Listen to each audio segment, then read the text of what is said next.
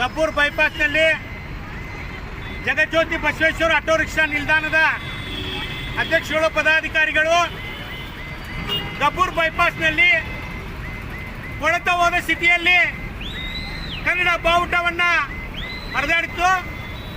ತಕ್ಷಣ ನಮ್ಮ Gabbur bypass auto rickshaw ಅಧ್ಯಕ್ಷರು ಪದಾಧಿಕಾರಿ ಗಮನಿಸಿ ಅದನ್ನು ಉತ್ತರ ಕರ್ನಾಟಕ ಆಟೋ ರಿಕ್ಷಾ ಚಾಲಕರ ಸಂಘಟನೆ ಗಮನಕ್ಕೆ ತಂದರು.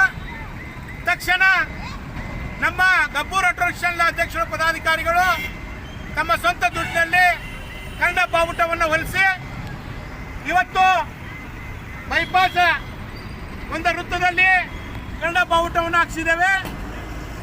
ಇಲ್ಲಿ ನಮ್ಮ JCB ಅವರು ಮಾಲೀಕರು ಮತ್ತು ಚಾಲಕರು ಆ ಹಗ್ಗವನ್ನು ಬರಲಾದ ಸಂದರ್ಭದಲ್ಲಿ ನಮಗೆ JCB ಕೊಟ್ಟು ನಾ ತುಂಬರದ ಅಭಿನಂದನೆ ಸಲ್ಲಿಸ್ತೇನೆ.